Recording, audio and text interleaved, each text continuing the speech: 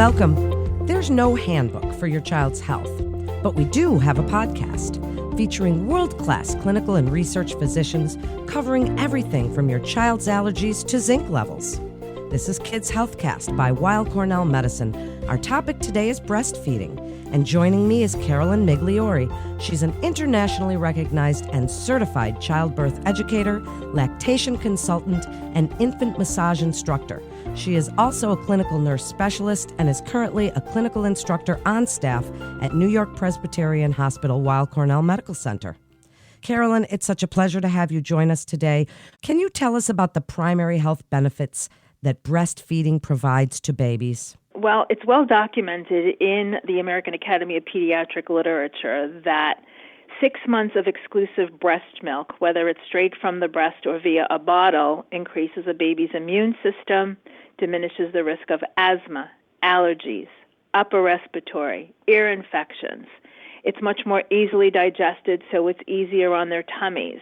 It cuts the risk of SIDS, childhood obesity, juvenile onset diabetes, and we now know it also cuts the childhood malignancies like leukemia, lymphoma, and Hodgkin's, not to mention higher IQs by 5 to 7 points. Wow, that certainly is so beneficial for baby. So how does breastfeeding compare to formula feeding, Carolyn? Breast milk is a complete nutrition source specifically designed for each individual baby, so there is nothing that can compare to that. There's no artificial ingredients. It is completely natural, and you cannot duplicate that. Well, what if someone is having trouble breastfeeding? What do you tell them about trying, about sticking with it, or when they might have to resort to formula? Well, that's an issue that we deal with almost on a daily basis because moms do have issues, and that's why we are out there in the world to assist moms and try all different maneuvers to either get the baby to latch directly to the breast, and if that is not possible, she always has the option to just pump and serve her breast milk from a bottle. So then how can a mother tell if baby's getting enough milk? How do we know? That's the number one question we get all the time. How do I know if my baby is getting enough milk? Well, the first thing we look at are elimination patterns. Is the baby urinating and stooling enough? Does the baby seem content after a feeding? Is the baby lasting an hour to 2 hours? And then, is the baby gaining weight? Those are the parameters that are looked at to tell whether or not a baby is getting enough food from its mom. So then let's talk about mom for a minute. What health benefits does breastfeeding provide for the mother, and what are some of those? So initially after delivery, breastfeeding helps the mom's uterus contract and go back to its pre-pregnant state faster. Moms get extra to eat and lose weight, so it's a great weight loss diet. As I always tell my clients, I wish I could breastfeed all the babies. Maybe for once I'd be skinny, but that's not what the main purpose is. It also cuts her risk of breast cancer, ovarian cancer, osteoporosis, and adult onset diabetes. And it's cost efficient. It certainly is. Now, as mom is breastfeeding, some women, they were on folic acid when they were pregnant, or maybe they take vitamins or supplements. What's recommended while they're breastfeeding as far as vitamins, supplements, and even medications, Carolyn? So as far as supplements go, we do recommend that she continue taking a good multivitamin. If she has more prenatal vitamins, she can finish those off, but any good over-the-counter multivitamin is highly recommended. Folic acid is no longer required during breastfeeding because that's for neurotubular development in utero.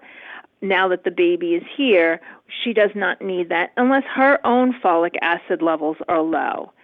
Any other supplements that she were on prior to delivery, then her practitioner can decide whether she would continue to need those afterwards.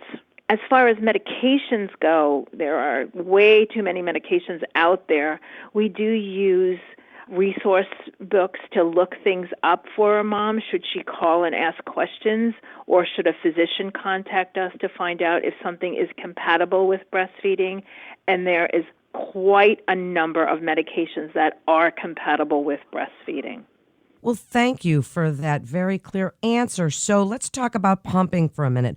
What are some of the best ways to pump? You mentioned it a little bit before. Should they wait before using a pump? And how do they maintain or even increase their supply while they're pumping? Ideally, we try to have her hold off for at least 2 weeks after delivery to let the baby establish a supply to meet their demands. And because this mom is so exhausted and overwhelmed, we don't want to add anything else to her plate, so to speak, to topple it over. At the 2-week mark, things tend to start going a little bit easier, and then we gradually introduce pumping immediately after several feeds a day for about 10 minutes. What that does, it really drains the breast adequately. It helps increase supply so that she could start storing her breast milk. And then if she does choose to give 1 bottle a day, she has breast milk to utilize, and then she can pump at that feeding for that to go into the freezer for storage for later on down the road. We'll expand on that then. How do women properly store breast milk for the short and longer term? If the breast milk is going to be used right away, it can sit out at room temperature for 4 hours. If she is going to refrigerate it, it is good in the refrigerator for 4 days and frozen in a standard freezer for 4 months. And it's highly recommended that she always rotates her breast milk and utilizes the oldest breast milk first, because breast milk composition changes over time to meet the growing needs of a baby. So the expression is first in is first out, meaning what she puts in the freezer first is the first she uses. What a great tip, Carolyn.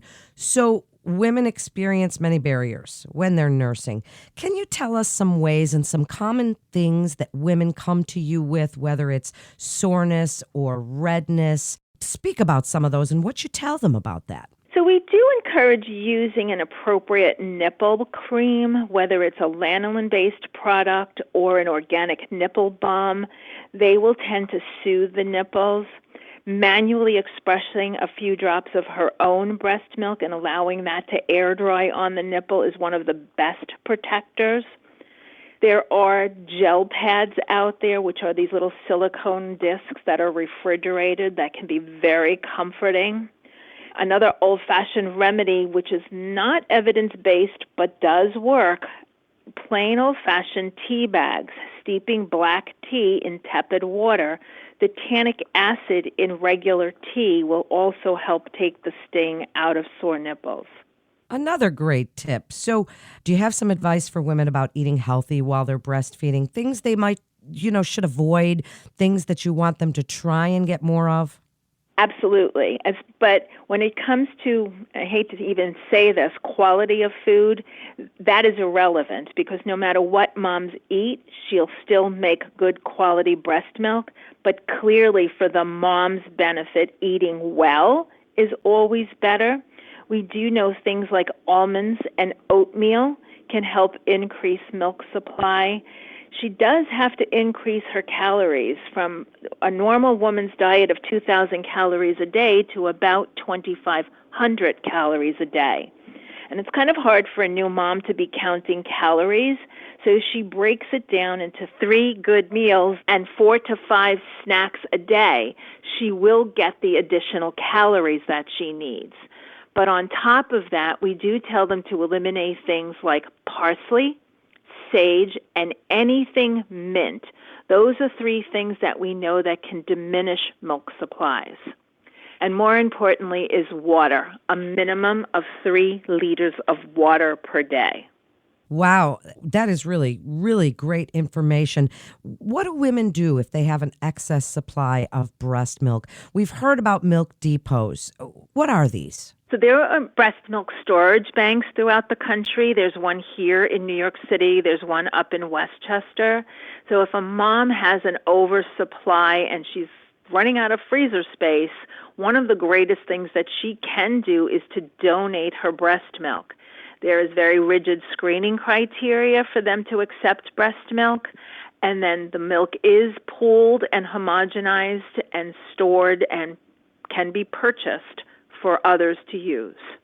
So as we conclude, how can the whole family, especially the partner, get involved in the feeding process when a woman is breastfeeding, and give us your best advice on planning, getting ready for baby and getting ready for breastfeeding in such an exciting time. Well, making sure that they are very supportive of this mom who's going to be going through a lot initially, making sure the cupboards are stocked, the fridge is full, the freezer has food readily available, trying to minimize the number of people that are around initially because they're both going to be very exhausted. And then as a routine gets settled in, giving mommy periods of breaks, having mom get out, having a bottle prepared so that the partner can then use a relief bottle while this mom either gets a little extra sleep, maybe an extra nap, or time away from baby. Do you have any final thoughts that you'd like for women to know about breastfeeding? I think it's very important to women know that there's lots of help out there, that they should avail themselves to help, that most insurance companies will cover lactation visits, to reach out to their pediatricians or their primary health care provider for referrals for lactation consultants, or to utilize the internet, because if you go online and you put in search for a lactation consultant, we're out there. We're easy to find. Thank you so much, Carolyn. What a great segment and such important information. Thank you again for joining us, Carolyn Migliori, and to our listeners. This concludes today's episode of Kids Healthcast. Please remember to subscribe, rate, and review this podcast and all the other Weill Cornell Medicine podcasts. For more health tips and updates on the latest medical advancements and breakthroughs, please follow us on your social channels. I'm Melanie Cole. If you or a loved one is undergoing cancer treatment, rehabilitation medicine can help with recovery and ease painful side effects. If you'd like to learn more about cancer care, we have a podcast dedicated to oncology, CancerCast, hosted by Dr. John Leonard, a leading hematology oncologist. All information contained in this podcast is intended for informational and educational purposes. The information is not intended nor suited to be a replacement or substitute for professional medical treatment or for professional medical advice relative to a specific medical question or condition. We urge you to always seek the advice of your physician or medical professional with respect to your medical condition or questions. Weill Cornell Medicine makes no warranty, guarantee, or representation as to the accuracy or sufficiency of the information featured in this podcast, and any reliance on such information is done at your own risk. Participants may have consulting, equity, board membership, or other relationships with pharmaceutical, biotech, or device companies unrelated to their role in this podcast. No payments have been made by any company to endorse any treatments, devices, or procedures, and Weill Cornell Medicine does not endorse, approve, or recommend any product, service, or entity mentioned in this podcast. Opinions expressed in this podcast are those of the speaker and do not represent the perspectives of Weill Cornell Medicine as an institution.